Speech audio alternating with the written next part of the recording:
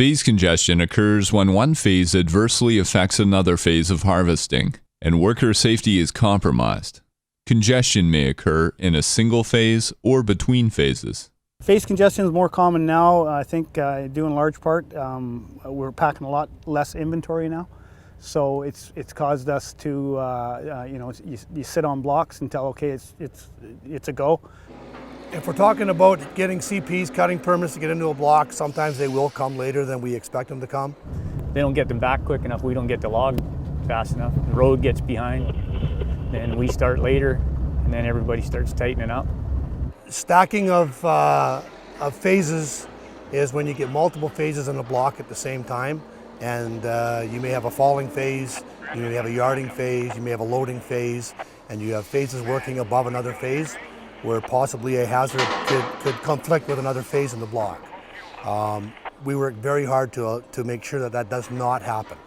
With the phase congestion, you can't seem to get as many workers working because you should be able to spread out into different areas, but the whole block. But sometimes you'll cut a block off because you got a loader in there, or you got a road crew in behind, or you got a road crew in front of you that you can't work past. So, it cuts down the amount of people we can have and do it efficiently. We should be able to get a lot of these blocks done quicker, but because of the amount of congestion in them, we can't. Weather's a factor on the coast to phase congestion. And it also affects how our plans change minute by minute. Most of our wood's high elevation, so you get snow for 3-4 months of the winter. You don't get planned out to do it at the right time. As soon as spring comes around, you're stuck together, right on top of each other. I can't see some of that part of it changing. All the easy logging's gone. It can be frustrating, which can lead you to, and once you're frustrated, well, that's an upset condition. Our goal is to eliminate the risk to workers, not add to them. We're dealing with situations where we still have road builders in the block blasting while we are falling, processing, loading, and hauling all at the same time. So it's a challenge, but there again, that's where the communication comes in huge, and certainly the planning. We review at the start of each shift with each worker where they are, where their first aid is, what their coverage is, where their ETV is parked, as well as who's in the block, and if there is any hazards, any other issues to the block, and who's in and out of the block. Communication is important to all of us here when we get congested like this, because if we need to communicate in order to stay safe primarily, and secondly, it certainly helps the operation run more smoothly in regards to productivity. Bullbuckers are meeting with the road foreman and the Y&L foremans and trying to get a plan on when they're going to be in an area when we're going to be finished, or vice versa. The fallers come into the falling shack in the morning. The very first thing they find out is where they're going to go today, who's their partner, is there any changes to the plan. The very first thing in the morning is they go over the truck sheet with the crews. On the sheet in the morning, they write down where there's going to be gates. If you're coming to someone's personal workspace or personal work area, you're going to have to communicate.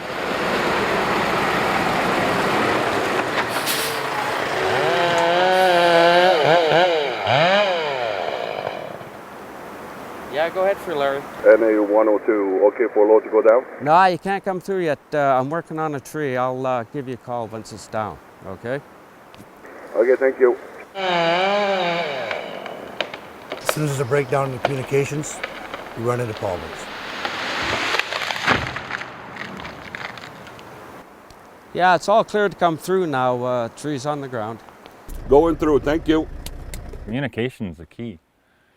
As long as everybody knows, where everybody is, that's the most important thing.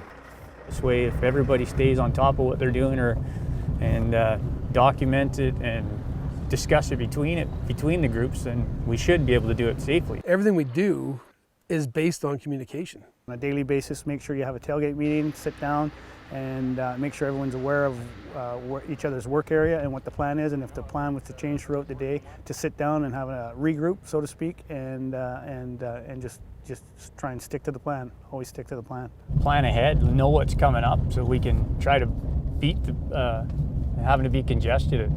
If everything goes by the seat of your pants, you don't get planned ahead early, like running into a truck. Seems like the companies are letting us put a little bit more wood down on the ground and having some inventory a bit compared to the few years before this. We've got the go-ahead to get more inventory, but it's not one of those things where you can snap your fingers and it happens overnight. If they say you can have a year instead of 6 months, getting that year could be a 2-year process. Well, yeah, the biggest one is the planning. They just have to let us get ahead, get each phase in quicker instead of waiting until they all bottleneck up. For most of the year, you don't have the snow and that. You should be able to plan it where you're not in the same area as each other. Today we have 4 phases actually going on, 2 yarding phases, a trail building phase, and a processing phase in the front of the block. And all these phases are segregated so they're all working within safe operating distance of each other, as well as our signage is put in place as well for clearance can be called in order to proceed past either phase. If we have a falling down anywhere in our shifts, we will stop, we will regroup, and we will replan, and we will restructure a safe way to do it. You know you've been successful in your pre-works, your tailgate sessions, your pre-work meetings, your safety meetings when you hear that all come together over the radio. You start to build that culture of trust, and it shows in your results. We've talked, communicated with the foreman, and he's let us know that if it gets too tight, gets too hairy, then there is alternate sites that we can go to and work safely. Everybody is responsible for themselves and for whoever is behind them or has come or is going to come into the block. Due to time constraints, we do end up being and working in tighter situations and with multiple phases in a block. But due to our extreme planning and organizing, and following our follow-ups and our tailgate meetings and our communication between all phases, we were able to make these type of things work, even with extreme weather conditions.